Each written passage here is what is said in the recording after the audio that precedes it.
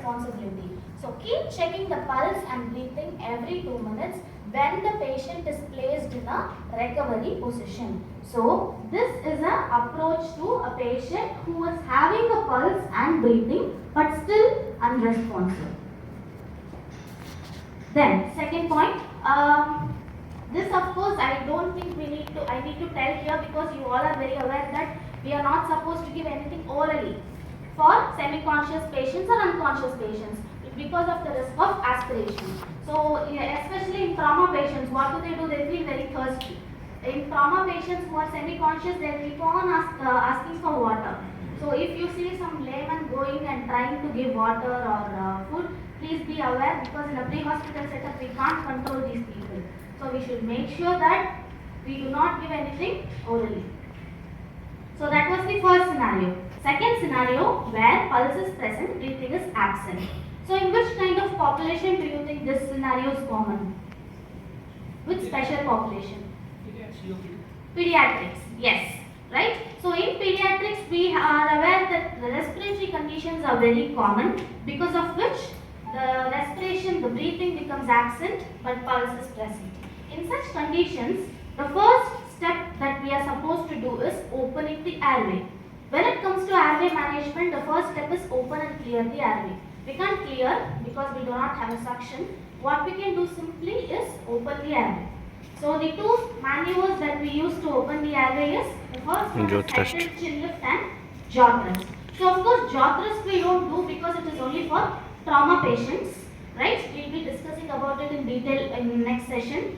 We will just discuss about head tilt, chin lift. So we place a hand on the forehead and lift the chin so that the tongue which is resting on the backside of your pharynx just moves up, right? So that your airway becomes straight and patent. That is the importance of opening the airway.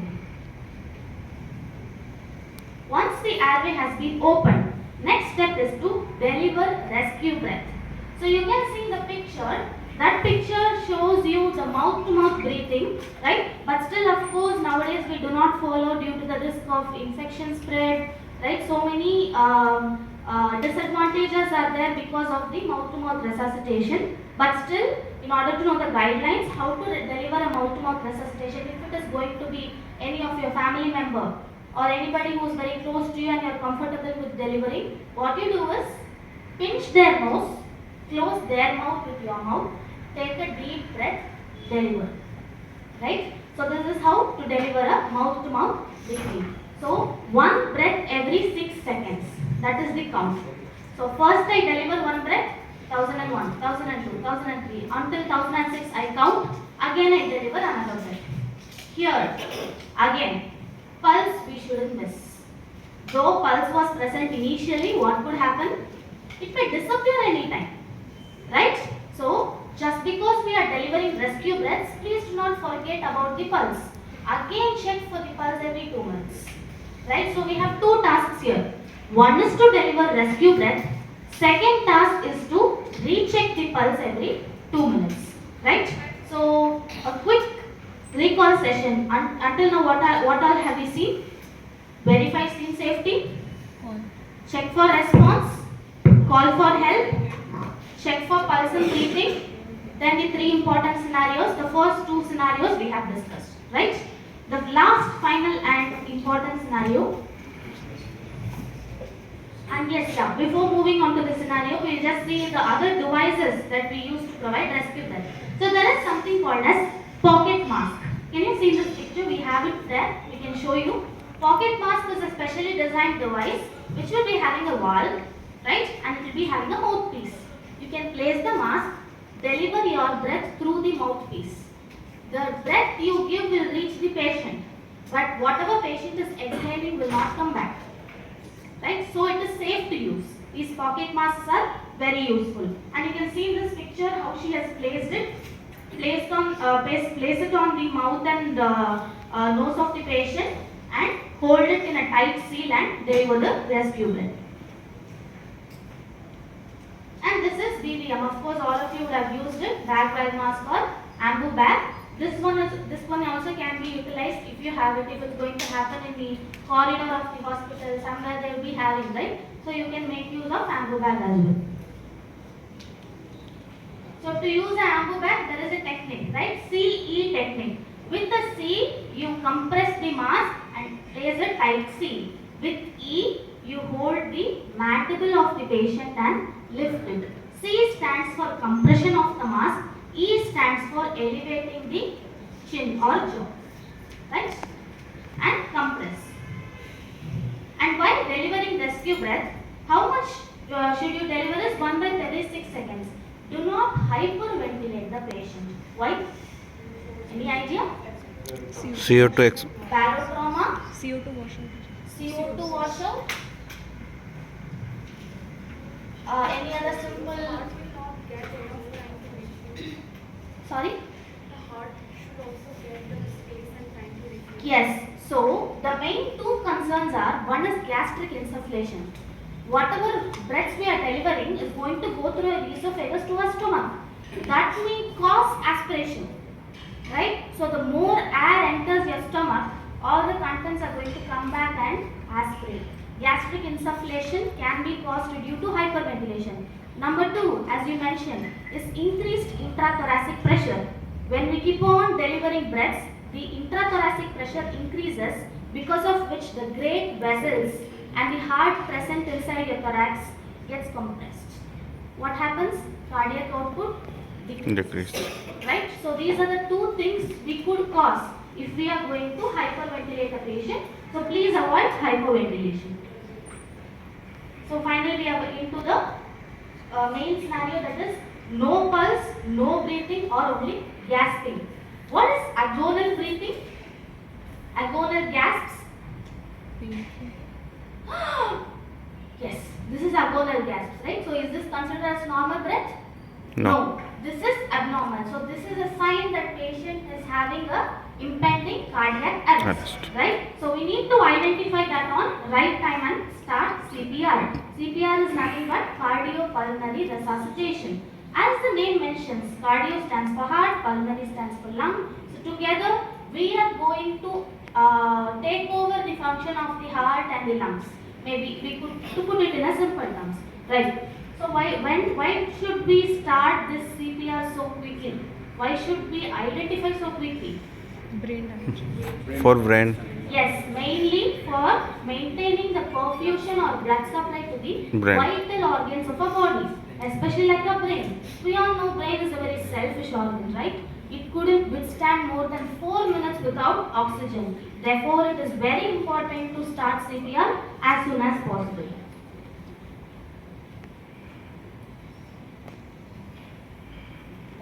So moving on to the steps of CPR, I won't be going much into this, so because we are going to go on the hands-on session.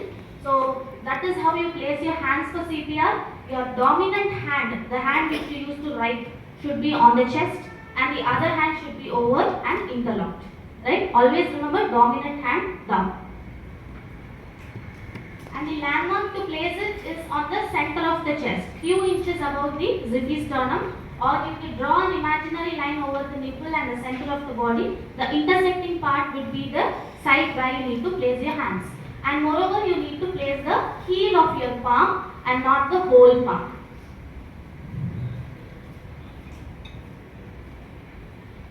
Then, the position. If you are going to do on the floor, please make sure that you maintain the 90-degree position and you do not bend any of your joints like wrist, elbow, any of your joints shouldn't bend. Why?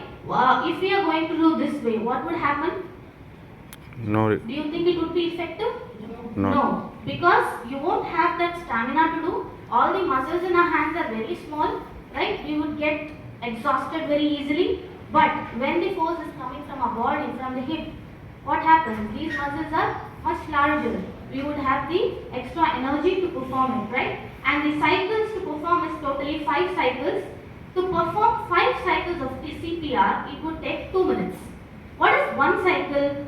30 compressions, 2 ventilations. This together makes 1 cycle. 30 to 2, 30 to 2, 30 to 2, 5 times makes the 5 cycles. So once you have done 5 cycles, what you should do is check the pulse. Right? So we are going to begin the CPR. Do 5 cycles. Again check the pulse. Right. Next comes here the AED, as I was mentioning. So what do you think AED does to our heart? Any idea? Delivers shock. Deliver shock. What is the benefit of giving shock to the patient? In case of shockable rhythm, it will stop. Yeah, in case of shockable rhythm, it will act. How do you think it's acting? Stop the electrical activity of Wonderful. To stop the abnormal electrical activity of our heart. So the heart, instead of pumping this way, is going to quiver. Right? So this is how our heart looks in a ventricular fibrillation. For example, a shockable rhythm. So what would happen? Will there be any cardiac output? Vibration. No. Even though the heart is going to be filled with blood, there's not going to be any kind of cardiac output. In order to stop the abnormal electrical activity, we are delivering shock. So once the shock has been delivered, the quivering of the heart will stop. Right? Then immediately resume the CPR. So this is how AED works. So the steps to use AED, there is a simple mnemonic to remember it, is called as PASS. P for power on, A, attach the pads, analyze the rhythm, shock. So that is where you place the pads, right? So the right side should be placed on the infraclavicular region on the right side and left on the apex.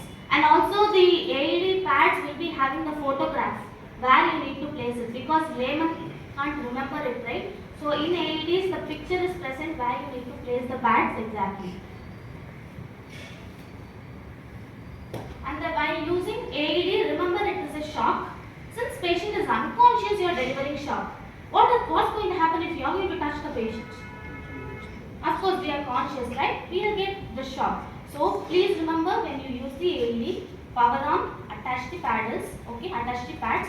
While analyzing the rhythm, stop doing CPR. Make sure nobody is touching the patient, because it is a mission. It needs time to analyze what is our heart doing inside. So that if you are going to do CPR, you are going to interrupt the analysis of the AED mission. So stop the CPR while it is analyzing. Actually, it will give you the instructions. Stop CPR, analyzing the rhythm. This is the voice instructions you will be getting. So stop CPR, it will analyze the rhythm. Once it says that shock advised, press the orange button. This is the instructions you will be getting. So when shock is advised, the shock button will start blinking. So once it starts blinking, what you do? I am clear, all clear. If suppose you are having a friend along with you, you are going to take care of compression, your friend is helping you with ventilation. Imagine that way. You make yourself clear and make your friend clear. Nobody is touching and deliver the shock. Once shock has been delivered, again the machine is going to tell you, begin CPR, shock delivered, begin CPR, then you will continue CPR. Right? So this cycle continues. 30:2, 30:2, make use of AED. Again after 2 minutes it will analyze the rhythm. Check for pulse, don't forget the pulse always. Right? Keep checking for pulse.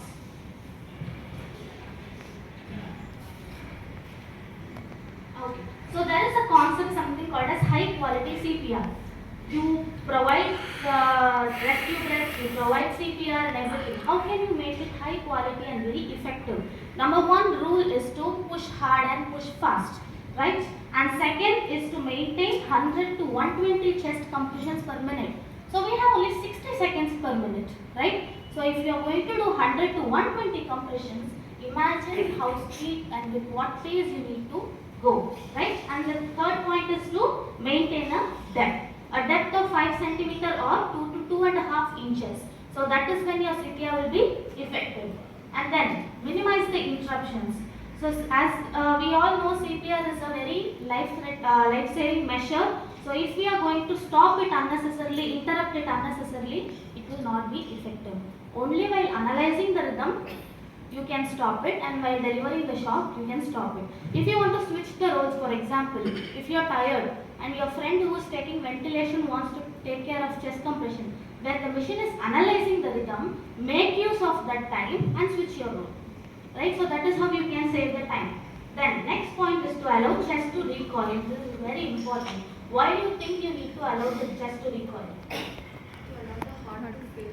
Yes, exactly. So, if we are going to continuously do CPR and don't allow the chest recoil, we are going to just pump an empty heart. Right? So, the blood from the peripheral circulation will not enter into the heart. So, in order to allow it, we have to allow the recoil.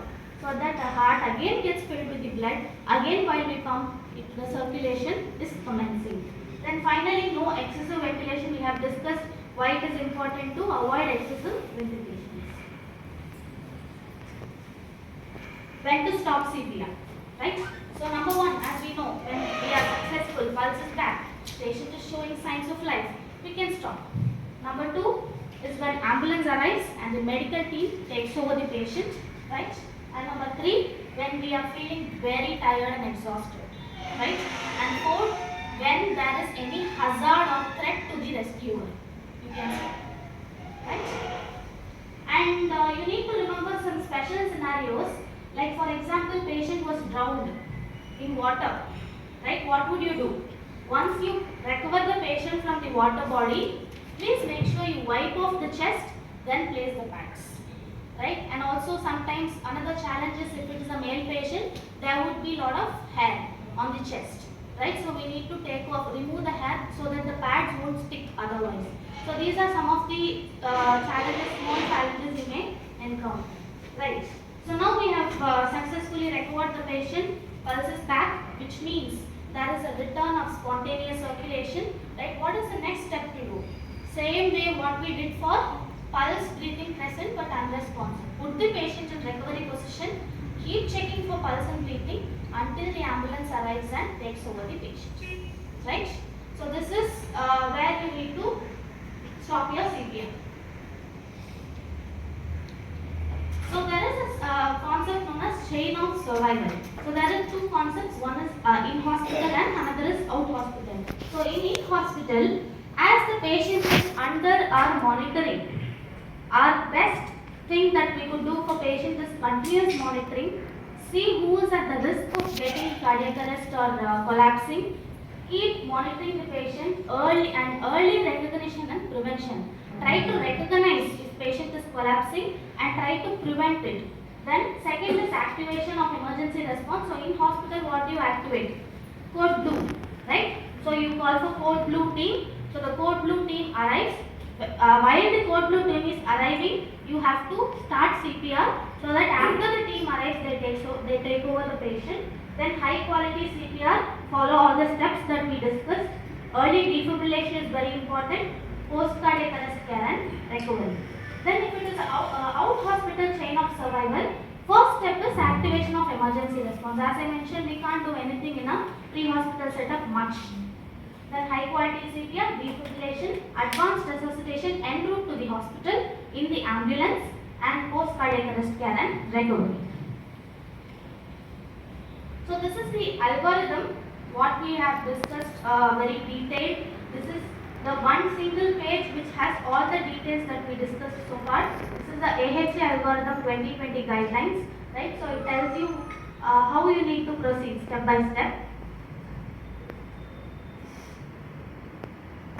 So to summarize the adult cardiac arrest algorithm, verify seal safety, check for response, call for help, check for breathing and pulse simultaneously within 5 to 10 seconds. If pulse and breathing is present, put the patient in recovery position, check for pulse every 2 minutes. Second possibility, pulse present, breathing absent. Deliver rescue breath, 1 breath every 6 seconds, right? And 10 to 12 breaths per minute. If there is no pulse, no breathing or gasping, start CPR. Make use of AED as soon as possible. Right? So this is a short summary. Next we move on to choking. What is choking? Yeah. So I know this looks like a lot of theory and didactics. So I'd love to ask you to do it right now. But what we thought was we have 3 stations as after finish. Yeah, some airway obstruction, right? It can be because of any foreign body. Choking is very common, especially while eating in any cafeteria regions. It is very common. So the best measure to do in a choking is Heimlich manual or abdominal thrust. So we could show you a demonstration. Okay, so choking two types का होता है, right? One is partial choking, another one is complete choking.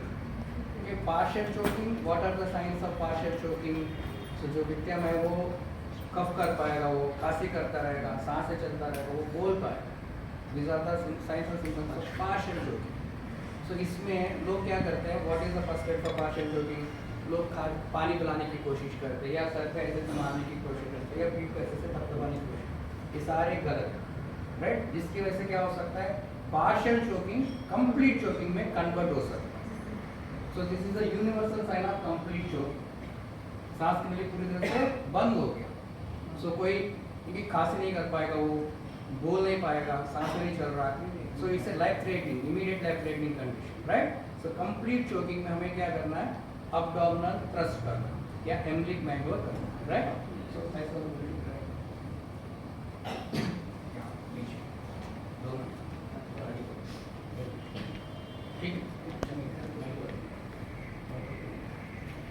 ठीक है. अगर कहीं पर भी food court पे या कहीं पर फंक्शन हॉल पे खाने की जगह पे कोई भी ऐसा वाला पोजीशन आपको दिख गया, so universal sign of choking आपको इस तरह से प्रेजेंट कर रहा है, तुरंत क्या करना है? उसको एसेस करना है. उससे हमें पहचानने कंप्लीट है पार्शियल. कैसे पहचानने में? उसको बात करने की कोशिश करो. Sir I am choking, can you cough, can you breathe. देखना किस तरह का रेस्पॉन्स है. अगर कुछ आवाज निकाल रहा था लाइक इसे पार्शियल चोकिंग. पार्शियल चोकिंग में जोर से खांसी करने के लिए बताएंगे, राइट? अगर कुछ भी आवाज नहीं आ रहा, कुछ ही खांसी नहीं कर पा रहा है, वो खाली ऐसे नोडिंग कर रहा है, जो भी मैं पूछ रहा हूँ उसका आंसर ऐसे मिल रहा है. ओके, सो इसका मतलब है कंप्लीट चोकिंग है. सो इमीडिएट उसको रिलीव करने के लिए हमें अब्डोमिनल थ्रस्ट करना है. सो इस तरह से इनके पीछे जाएंगे हम. So walk standing position, one leg forward, दोनों लेग्स के बीच में इस तरह से रखना चाहिए और इस तरह से फिस्ट बनाना है. पहले थंब, उसके ऊपर से 4 फिंगर्स, राइट? ये फ्लैट सरफेस है. सो ये नाभि के ऊपर 2 फिंगर्स ऊपर इसको प्लेस करना है और दूसरे हाथ से सपोर्ट देके inward and upward thrust C shape में scooping. This is called as abdominal thrust और हेमलिक मैन्यूअल, राइट? सो ऐसे करते रहना है. चांसेस है वो फॉरेन पार्टिकल बाहर आ सकता है. आ गया तो फिर वो बोल पाएंगे, खांसी करके टूट जाएगा आपको, या नहीं आया तो क्या हो सकता है? ये अनकॉन्शियस हो सकता है, राइट? अगर अनकॉन्शियस हो गया, ये आगे भी गिर सकता है, राइट? ये ऐसे भी गिर सकता है, चोट लग सकता है, राइट? इसलिए उसको संभालने वाला पोजीशन पे ऐसा था, वॉक स्टैंडिंग पोजीशन. जैसे ये अनकॉन्शियस हो गया, ठीक है, क्या करना चाहिए? आपके थाई सपोर्ट से इसको ऐसे लेटा देना. तुरंत activate EMS system, get an AED and start CPR, right? 30 compressions. 30 compressions. What next? After 30 compressions के बाद क्या करना चाहिए? 2 breaths देना है. दोनों breaths देने के लिए मेरे को एयरवे ओपन करना है पहले, right? एक्टिव चिन लिफ्ट करने से एयरवे को ओपन करना है. सांसें देने से पहले चेक करना है वो फॉरेन पार्टिकल दिख रहा है कि नहीं दिख रहा है. अगर वो दिख रहा है, फिंगर टिप के अंदर में है, तो निकाल देना. अगर नहीं दिख रहा है, attempt for 2 ventilations. Less than 10 seconds आपको 2 बार सांसें देने के लिए कोशिश करना. Still it is recommended, right? Then again 30 compressions. So इस केस में CPR में मॉडिफिकेशन, जब भी आप सांसें देने के लिए एयरवे को ओपन करते हो, फॉरेन पार्टिकल के लिए चेक करना है. दिखता है तो फिर निकाल देना. ब्लाइंड फिंगर स्वीप नहीं करना, right? So any doubts? कोई doubts? Blind finger, what did you say? Blind finger? Finger sweep ऐसे करते हैं ना कि कुछ लोग निकालने की कोशिश करते हैं, उंगली डालते हैं जैसे. हाँ. इसकी वजह से सॉफ्ट टिश्यू इंजरी हो सकता है, ब्लीडिंग हो सकता है. So it is not recommended. Foreign body aspiration है, नॉन केस है, फिर भी हम ब्रीदिंग देंगे? या it is recommended ma'am. Still अगर आप सांसें दोगे तो फिर शायद वो और अंदर चले जाएगा, कोई भी एक साइड चले जाएगा, एक लंग ना फिर काम करेगा. राइट? क्लैप करें. And for you also. So next we'll quickly move on to the pediatric BLS and then we'll go for hands-on sessions, right? So in pediatric BLS we have few changes. Almost the steps will remain the same, but there are few modifications because children are not small adults. We are very well aware of this, right? Why? Yes, their anatomy and physiology varies compared to adults. So children are not considered as small adults. So their vital parameters, everything changes according to the age and development. So we divide them into neonates, infants, children and adolescents. Their parameters and everything will vary. So the first change will be checking for response. If it is like a 7-year-old child which can speak well, you can of course do the same way you do for adults. If it is a child, if it is an infant, for example an 8-month-old baby, is it going to get up and talk to us? No. We just go and tap the sole of the foot. Tap the sole of the foot, look if the baby is crying, making any noise, moving. So that is how we can assess response in infants, right? So that is one change in infant BLS. Second change is pulse check. So in infants, could you see where they are checking for pulse? Brachial pulse, right? We need to check for brachial pulse, and for a well-grown child, we can look for the carotid or femoral pulse as well. So that is the second one. Third is rescue breaths. How many rescue breaths do we give in adults per minute? 12 breaths per minute. Here, it is going to be one breath every 2 to 3 seconds. So it is going to be 20 to 30.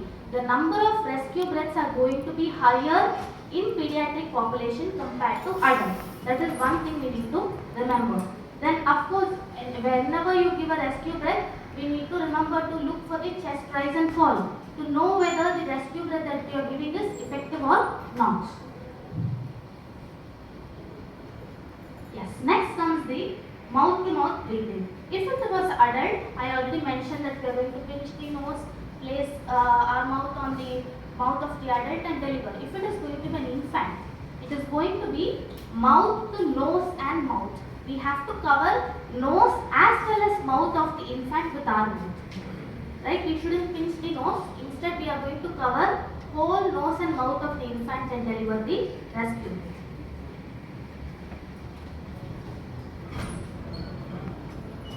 So infant hand placement, how do we place? We cannot place two hands, right? So we are going to place, either use a 2-finger technique or thumb encircling technique. There are two types. So 2-finger technique is when there is a single rescuer. When there are two rescuers, you can use thumb encircling technique. So just hold the child and use your thumb. So the ratio, here comes the confusion.